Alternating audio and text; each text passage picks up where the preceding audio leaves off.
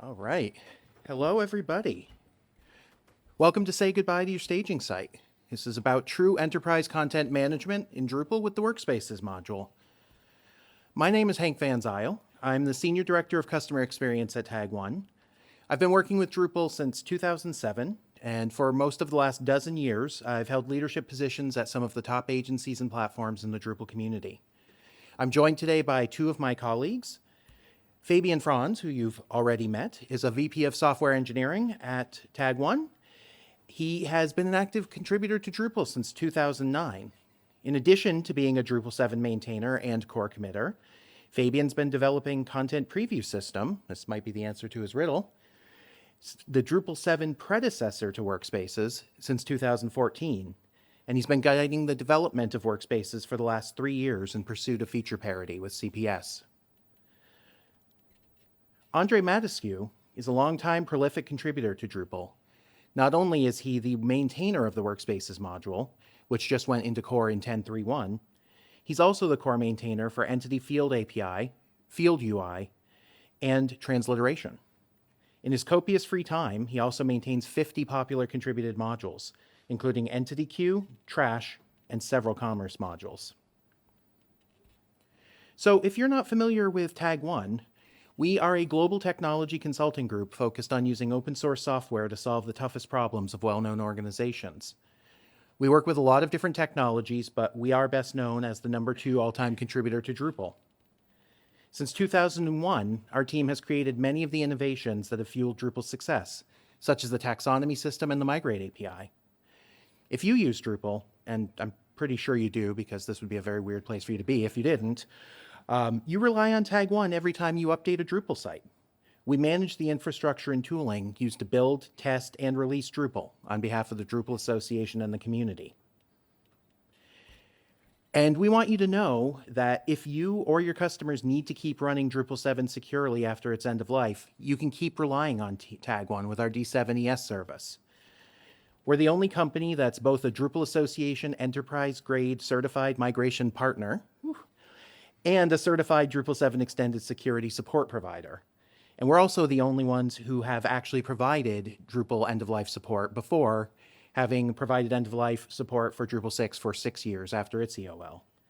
So please visit the link on the screen or scan the QR code and let us keep helping you out. But we're here to talk about true enterprise content management. So what do we mean by true enterprise content management? Since Tag One was founded, we've worked with a lot of enterprise organizations. And over those last few decades, we've helped many of them grow their websites from something pretty basic to a critical part of their business. As those websites have become more and more important, the most successful enterprise organizations have expanded the role of their CMS from a tool that helps them manage web pages to one that's also a key element of their content governance. If enterprise content governance isn't a familiar concept for you, really quickly, it's just a term that refers to all of various things, from procedures and policies to technology, that a complex organization needs to make sure its content meets its guidelines and its requirements. Anyone who works for or with a large enterprise organization knows that's really no small feat. There can be a lot of diverse concerns, from brand management to legal compliance. And that's a lot of cooks in the kitchen. Strong content governance is what hopefully stops all of that from devolving into chaos. So for a CMS to really meet the requirements of enterprise content management, it needs to provide both the tools for creating content and managing the end-to-end governance of that content. And Drupal's been working towards this in core for a long time now. From early features like the user permission system and roles, where enterprise companies can release and set up different user permissions for different people on their team and the different things that they need to do, to incorporating tooling like workflows and content moderation in D8 for managing the content publishing lifecycle. And with the adoption of Workspaces into core, we've closed another major governance gap that Drupal has lagged in for a while: content staging and review in the CMS. Let me explain really briefly why that's more important than ever. In our modern age of composable content and visual page builders. A lot of enterprise websites have gone from looking like this to something more like this. And these are the types of sites that we've worked so hard to make Drupal really great at building, right? Content is coming in from a bunch of different systems. It's highly designed and is dynamically laid out in the CMS with edits and updates automatically propagating all over the site. But here's the catch. Those types of critical, large-scale updates that Drupal does so well, things like adding new products or migrating in a new department, those are really notable, visible changes. They impact things like navigation and views and blocks throughout the entire site. And because of that, the governance of those changes, the reviewing of things like brand consistency or accessibility, that really needs to happen in context of the overall site, with all of the pieces of the puzzle present. And until now, Drupal hasn't had a really great solution for that kind of content staging. It's required workarounds. It's required compromises. Things like the content staging site. The content staging site, of course, is basically a duplicate, right? It's a duplicate of your production site where content managers can stage all of their necessary changes without disrupting the live site. And that sounds really great in concept. And as we saw, an awful lot of you are using them. But here's the thing, it's time to say goodbye. And here's why. That content staging site requires a duplicate Drupal codebase, a database, a file system, and all of that has to be maintained. And often that means a whole other server that requires ongoing maintenance. Keeping it in sync with your live site probably means something like a complex CI/CD pipeline, or a build workflow that needs to be learned and built and used. And sure, I get it, we're all working in the cloud now. And we have our DevOps teams, and we've got all this stuff set up, and our favorite managed platform has a lot of that stuff for us anyway. But nonetheless, getting it all set up and keeping it up to date, it's time consuming and it's expensive. And for what? Staging infrastructure often doesn't even have the same power as your production site. And that introduces other risks, like what happens when you performance test, or the old chestnut of it works fine on mine, not yours. But okay, we're all enterprise Drupalists. We're comfortable with DevOps. We're comfortable with code and config management. What about the impact on the people who need to manage the content? External content staging sites mean that content managers need to work in 2 or even more different places. Why more? Well, what happens when you need to stage more than one variety of content at a time? I know the build tools can probably handle it, but more staging equals more problems. You know what content managers really don't love? Remembering which subdomain that's probably auto-generated from some Git branch name that they're supposed to be updating content on. But even if that doesn't convince you, the hardest part, and the part that Fabian's been waiting for me to get to this entire time, is you need some way to get that content from one site to another. Content deployment across sites is rife with opportunities for failure. Right? Remember, we're not talking about version-controlled code updates. We're talking about rows of data from multiple tables moving from one database to a second, a completely unrelated database, and that's always risky. And there have, of course, been numerous attempts in the Drupal community to solve this over the years. I am 100% certain I'm not the only one in this room who still has nightmares about the features module. But seriously, Drupal.org's documentation has a page that compares about 50 content deployment modules. And there are also a number of external systems that have attempted to tackle this problem over the years. And I'm not here to say any of those are bad, right? Some of these solutions are really quite good. But let's be clear, no matter what, content staging servers are a costly, complex, inconvenient, and ultimately risky way to work around Drupal's inherent historical limitations. But with workspaces in core, we don't need them anymore. They're unnecessary. And as you can see, now our staging site happily retired. So on the high-level view, all you need to do now to be productive with workspaces right now, today. The easiest is you just enable the module and you're done. It works, it's in core, it's stable, it functions. But really, because Contrib is always a little bit further around, you also want Workspace Extra, and we will be going a little bit more in detail into that a little bit later, because WSE and WSE menu give you so much more power. So what is Workspaces? Workspaces is, in a sense, your staging site, but it's within your Drupal. So you can see all the changes, you can preview all your content as if it was live already, including listings working correctly. So there's really nothing you can do. But you can have unlimited staging sites just by naming your workspace like, this is my campaign, or this is my campaign, this is my campaign. You can have isolation, granular permissions, workflows, notifications. The possibilities are endless, and you can all build them within Drupal with the tools you know and love.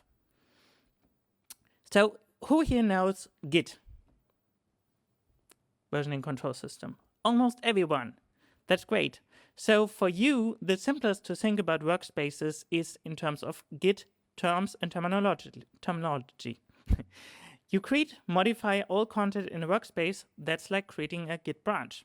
You approve changes. That's like a pull request. And you publish live. That's like merging a pull request.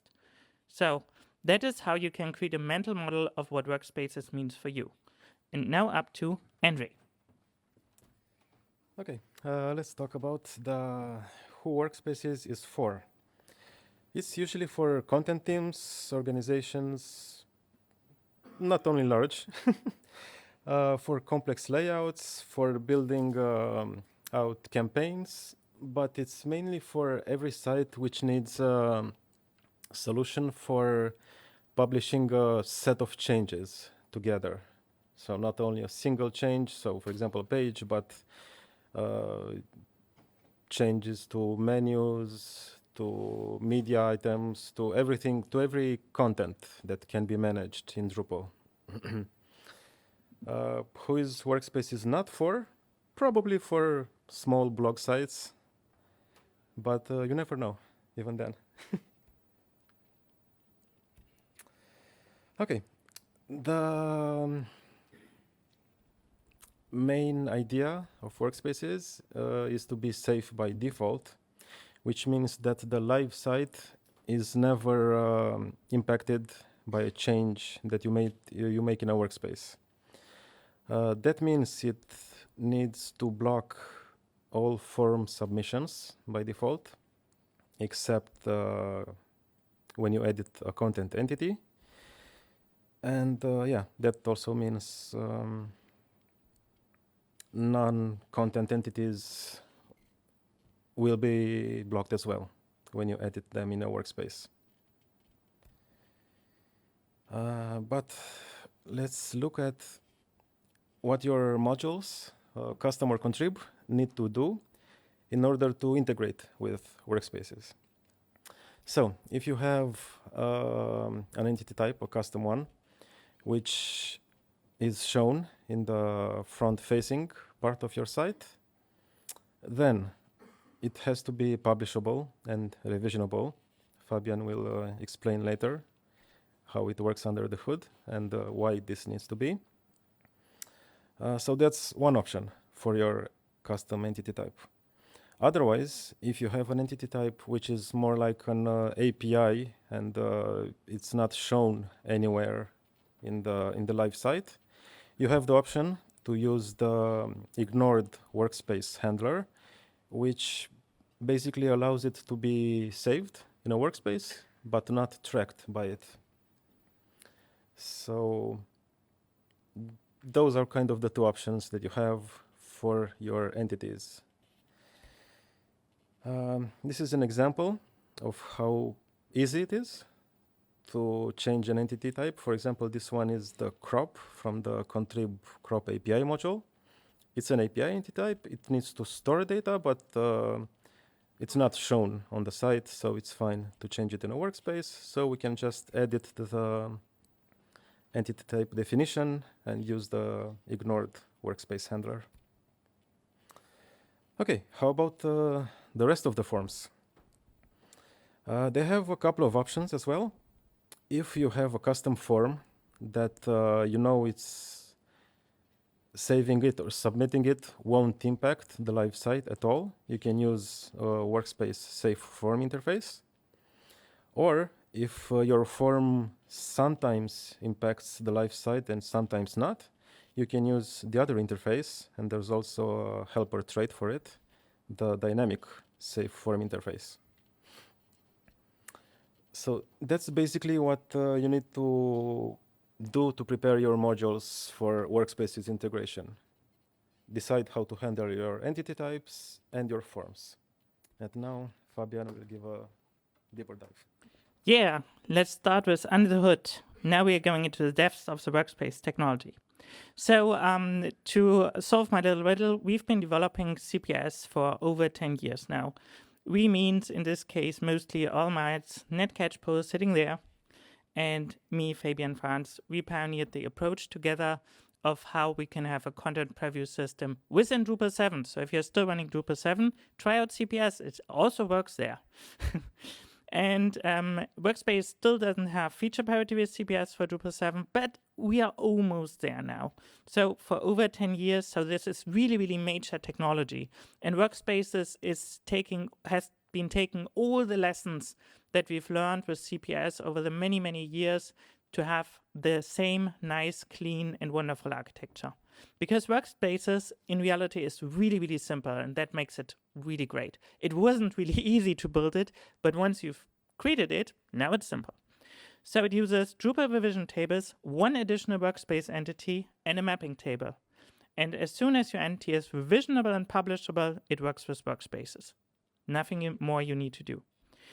The performance was one of the most important things within the design of CPS and Workspaces. It's really important because if you're not in a workspace, the performance is almost exactly the same.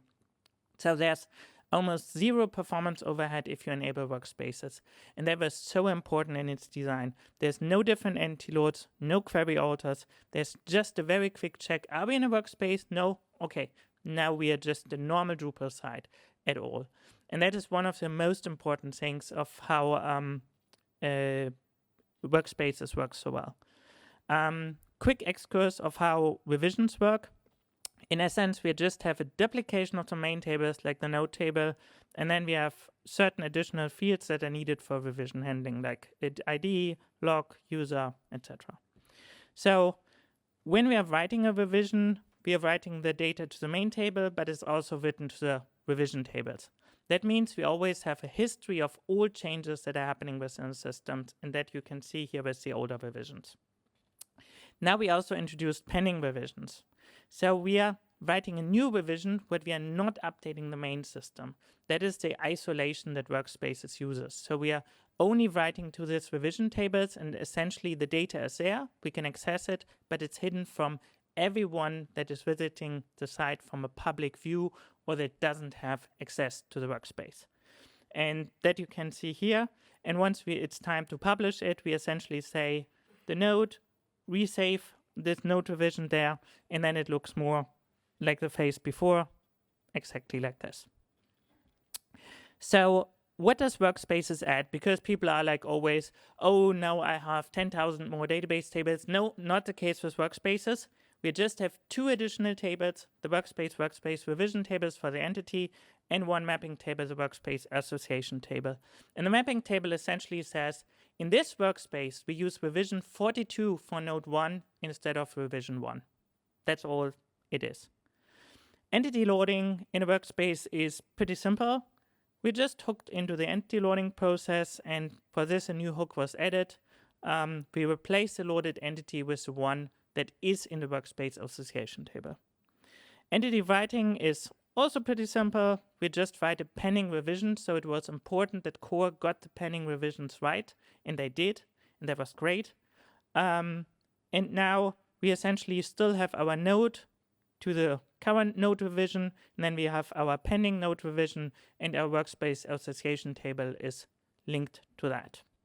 And again, just a quick reminder, no data is written to the main data tables. Workspaces really takes care of that, so we can really use it as a secure staging site. No content is going to leak out. So the biggest problem you have with Workspaces, what about new entities? And that's like a little bit drawback, and where it's gets a little bit tricky, because we create a new entity in a workspace, and now it appears in the live site, but it shouldn't. And that is why we introduced a publishing interface. And with that publishing interface, the entity is written actually 2 times. So it exists and does not exist at the same time. It's published, it's unpublished while in live, and it's not published, and it's published while in the workspace. That way around. So to do it again, so unpublished while in live, the new entity, let's say it's node 20, exists, but no one can see it because it's not published. So as long as you get your views, your access control, and everything right to not show unpublished things to the public, you're good.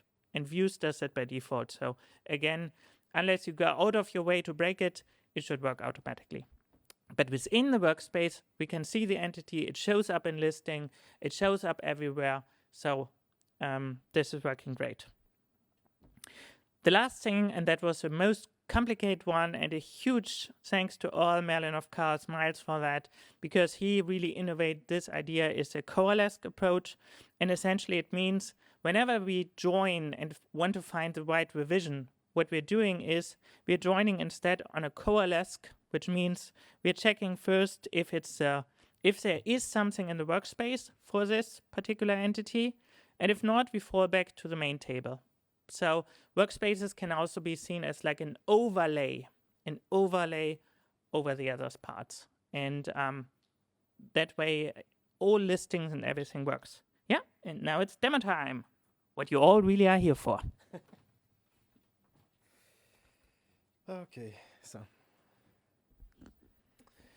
I have a basic demo Umami site installed with the Workspaces module, with Workspace Extras, and a few submodules of that. Workspaces Extras menus, layout builder, and trash, which will be fun to show. It's in the Workspace ecosystem. Thanks. Okay, so Umami demo with Workspaces, Workspace Extras, Workspaces menu, and trash. Let's start by just adding a workspace. I'm using the simplified workspace switcher on this demo.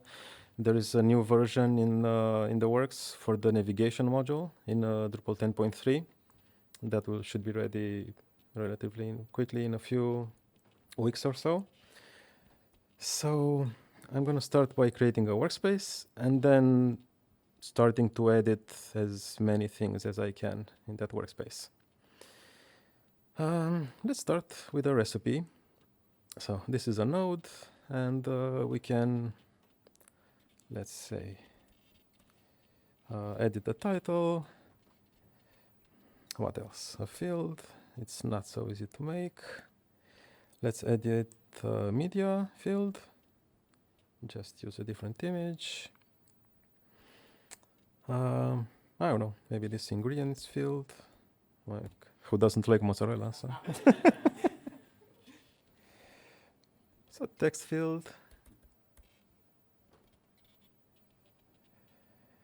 And I'm not going to improve that.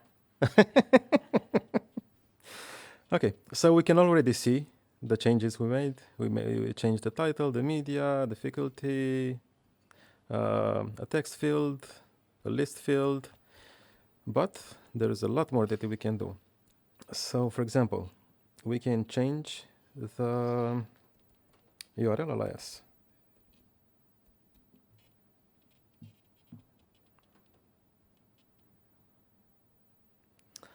And while we're here, so I'm not sure I can change something more about this one, but let's quickly check what happened to the live site. So as you can see, none of the changes that I made it out to live. I think there's something more. Yeah, let's try layout builder, because why not?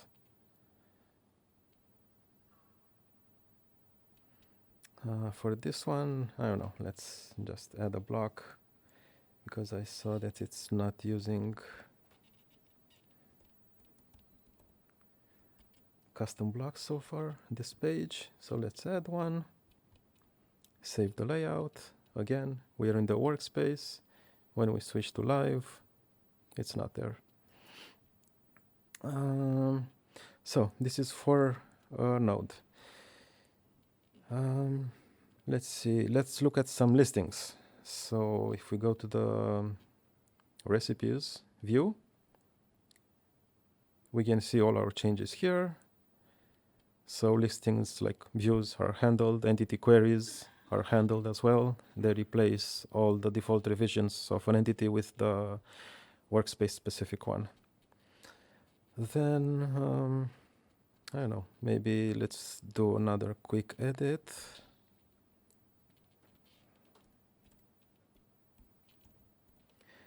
I'll show you in a moment where I'm going with this.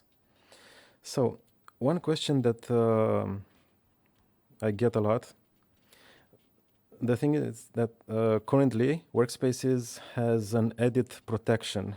Once you start editing an entity in a workspace, it locks that entity for other people, and it can only be edited in that workspace.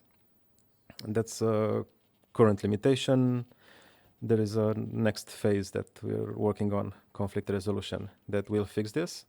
But for the moment, I know people are going to ask, so if someone needs to do a quick edit to an entity in a large workspace, so let's say that you're editing like 100 entities here, but you just want to make one quick edit to one of them before you're ready to publish all this workspace, we can just, let's just add a new one quickly.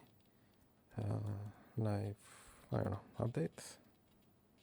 So we switched to a new workspace, and this is something provided by Workspace Extras at the moment, but maybe it will be moved to core. And we can just move the one entity that we want to publish faster. And we can just move that to another workspace, which is less crowded and can be published without having all the other content going through approval workflows and whatnot.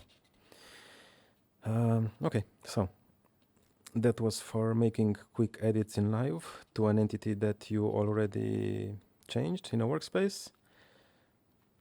What else? Let's add a menu item. Why not?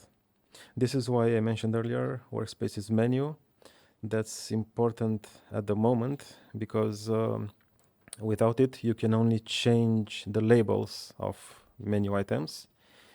But what that module provides is the ability to change the hierarchy and add new items to a menu. I don't know, let's add a menu item for the About page.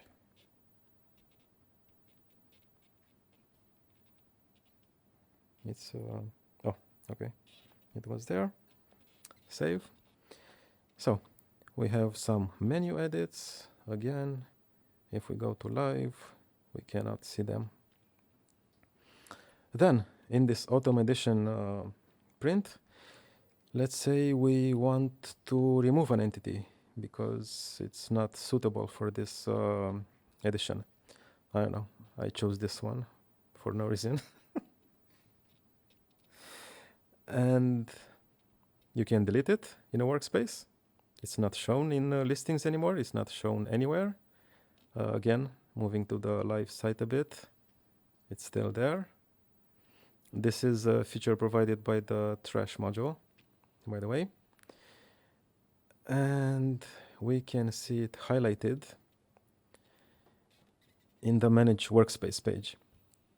So this is where we show every change that you made to your content in a workspace.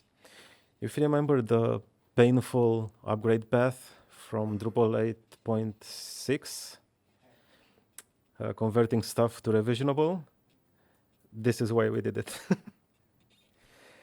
Yeah, so we have deleted content, we have changed content, URL alias changes. I think, oh, yeah, interesting one. You might ask why this didn't change. I think this is the one I edited, yes. And the reason is that in Umami, this is a block. But that's not a problem because we can handle blocks as well.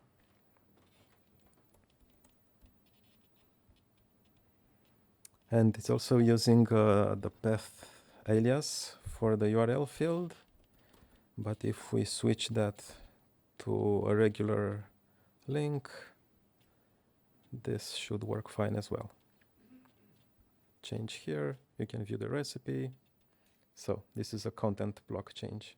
And now you know why it's so important that it's needed to have several changes at once, because now we need to change a blog, an article, etc. And that is what content staging is all about, to really have this campaign like everything changes on the side things. Yeah, thanks, Fabian. With that said, so we've done a lot of changes. I'm not really sure what else is there. We get a quick overview of what we're about to publish if we want to publish. And bam, that's it. All your content edits, the work of hundreds of people to decide is now live. It's now in the live workspace.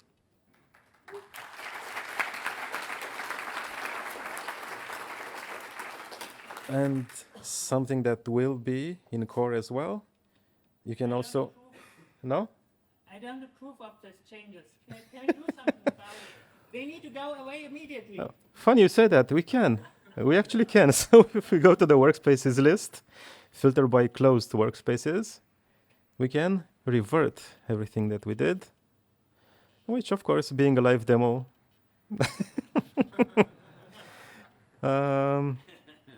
anyway, you get the idea. This is in the Workspace Extras module, and there's a reason that module is experimental, let's say. That's where we are baking all the new features that we want to bring into core, but of course, some of them might not be fully finished. Yes, that was it for the demo. I think now we can go back to this. You wanna go? Or Yeah. Yeah. Can do it quickly. So real quick. So as Andrea already said, Workspace Extra is we test this in Contrib until it's stable enough for coursing. So we use this actually in production, but only with very, very carefully tested snapshots. So you're definitely free to use, prepare, and some features are really stable, like the switcher. But ideally what happens is that we get this down to an empty module again. So last we had like 3,000 deletions when Workspace was stable and all that was in core. We could remove all the patches. That was great. What Workspace Extra provides right now is a nicer workspace switcher, but one will be coming for core from the navigation initiative. Reverting the publication of a workspace, moving changes from one workspace to another, full menu handling like you've just seen, scheduling the publication of a workspace. We get this a lot, like people just want to publish their content at midnight. Group access handler for a workspace, like you can have groups and that have access to this workspace, but not for that. And preview for outside stakeholders to securely view a workspace. Like someone might not even have a Drupal account on that site, but you can still give them like a one-time token link where they can see the workspace for a certain amount of time. Trash, as we said, it soft deletes an entity, adds a delete add field, also works without workspaces. So even if you don't have a need for workspace because it's your personal blog, but you really like to trash content and restore it, trash has you. It was really tricky, but the third time we got it right. Yeah, trash is very simple as well, and it's also secure. We changed some queries, we have the anti-load, but there's some performance cost. Entity workflow, we couldn't show this here now, but it's really, really powerful. And you'll see some demo at YouTube from Tech One at some point. But what you can do is you can move either all entities or the whole workspace through a workflow. And we're working on a recipe that enables you to put the recipe in and you can use it. And you can do very complex workflows, like our team just built something where people can even have people that need to approve individual changes, like legal reviewers, subject matter experts. The sky's the limit. And translation workflow. You've never seen such wonderful translation workflows than with Workspaces. Like everything goes through the workflow, the English version gets approved, then it gets sent to translation, comes back to translation, like export, import, and that. You need to build that yourself, but if you have it, it works so wonderfully in that. You can have then a language program manager review, you can have a final review, stakeholders, etc. So it's really, really, here we are coming into the enterprise part of it. A future outlook, there's some really, really, really experimental modules in WSE as well, WSE config. What this allows you to do is to give your content editors access to views. They can change views and nothing of that goes live until they click the button. A component library would allow you to manage your whole theme in a workspace combined with WSE config. And if you really still need a deployment after all of that, like a deploy process, then you can also use a transaction-based remote workspace publishing process. But that's really only needed now for a 1% case if you need so high security that you really need physical isolation. But even then, Workspaces got you. Yeah. And temporary workspaces are coming. We really, really want to turn content moderation to be powered by Workspace under the hood. So that's really on my wish list for things. And custom schema is something I've been experimenting with. You can even use the workspace structure without Drupal because it's so great. And then you can use a custom database. You can use all the revisions, put that in, and then you can put a Drupal UI on top to view the changes of this custom database. That's because the workspace architecture is overall so simple.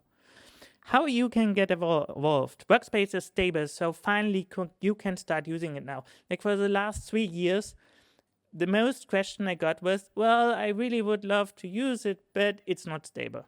And so we had this chicken egg problem. We are finally done with that. There's no more chicken egg. It's stable. You can use it now. So adoption is now the most important thing. Test it, find bugs. You can bring the remaining features of WSE to core. You can contribute in the issue queue. And questions?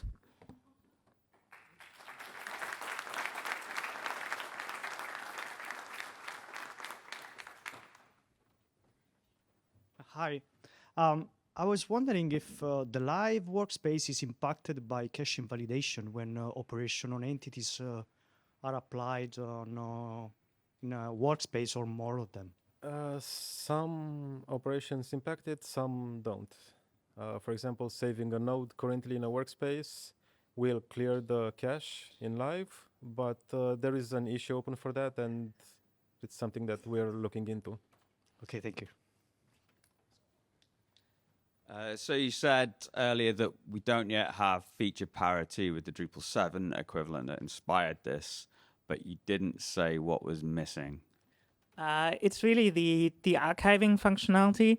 Like there's sometimes this legal requirement of being able to see the site exactly like it was shown in like 2014 in December. And CPS has that features. Workspaces will get this feature, especially in WSE. But that means essentially we need to not only take a snapshot of the revisions in the workspace, but of all revisions in the system at that point. And then we can really show you the site like it looked at that point. Thank you. This is for sites with a stable data model. For example, if you change a lot of fields, it won't go so well. Does all this work with search indexing using, say, Solr and things like that? It should. At least in CPS, we solved it that way, that we, instead of doing the update on the entity save, we just implement the hook when the workspace was published. I think we have one here as well, right? No. No, okay. So something else that CPS can do. So yeah, Okay. what you would need to do is you would need to check if a node is a default revision when it's saved, and that way you can ensure that Solar is only updated when the entity is published, not while it's saved in the workspace. Great question. But in general, it will work. Just But right what now, about- it would do. What about the search experience within a workspace? Because that wouldn't cover that scenario. Within a workspace, no. In general, that it depends. Search API with database backend? Not right now, probably, but great question. We are looking into it. I mean, if you have any ideas of how it could work, we are always.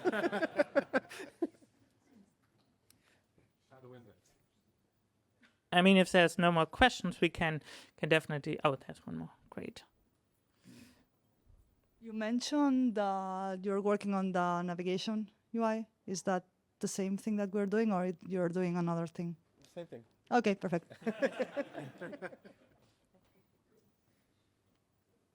You had one comment on one of your slides. Is that this might be for you without noticing, but you didn't elaborate. I'm very curious as to what you meant by that. This was meant that even on your blog site, you still want to use content moderation because you want like a draft, and you don't want to make your edits like let's say you just copied from ChatGPT into your new node, and then you saved it, and now it's live already, and now people are saying, hey, what are you writing up from ChatGPT, and you still want to change it before, so you still would want this draft and published functionality that content moderation provides.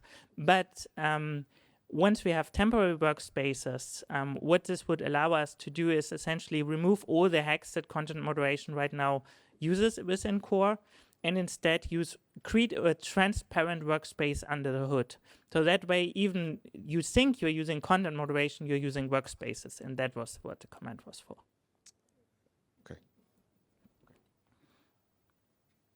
Hi. At the beginning, you said that we should think workspaces like if it's a Git, and you also mentioned that you logged the field when it's being edited to avoid other one to be edited at the same time too. So basically, the question is, how do you manage collisions if it happens? So there's two things. In CPS, we decided for all power to the editors, you get a message that this is edited in another workspace, and whoever publishes last wins. So that was the model we used here. Core decided to be a little bit more stricter, but in general, you could also use the message-based model within WSE or your own custom code, essentially. Conflict resolution is always a strong problem to solve in that. And it's the next step anyway for us. But the most important thing is usually the people that are editing these things, they know what they're doing because they're in the campaign they are saying, okay, I'm now making this change to that, and then you are doing this. But we've not explored like syncing down content or reverting things within you can revert things within a workspace, but that is kind of like where the limitation is right now. But we found that actually in practice, it's, at least for the content teams I've worked with, it was never a huge problem. Okay, and how long lasts the lock on the... There's no lock.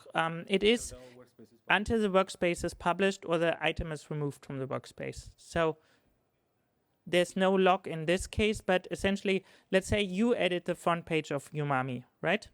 And now I want to make a small change to the front page as well. Now I can't, but as soon as you've published your changes, I can. But if I need to do something earlier, I say, hey, could you revert your changes or pass me your changes? Then I can make the edit. So it's just an item cannot be edited in more than one workspace. But that's for individual items, not for the whole content. But if my workspace takes 1 month to go live, no one will be able to edit that node. Yeah, that's Yes. why I showed that's why I showed in the demo the example of moving one piece of content to another workspace for exactly this scenario. When you want to make a quick change to a page, publish that, and then you can start making the initial changes in the initial workspace again. And I mean, with normal staging sites, you have the same problem. It's just that everyone usually works in the same workspace, and nothing prevents you with workspaces for having a team that works together on a workspace. Thank you. Okay, that would be it. Please fill out the session survey. Let us know what you thought, and please start using workspaces. Thank you.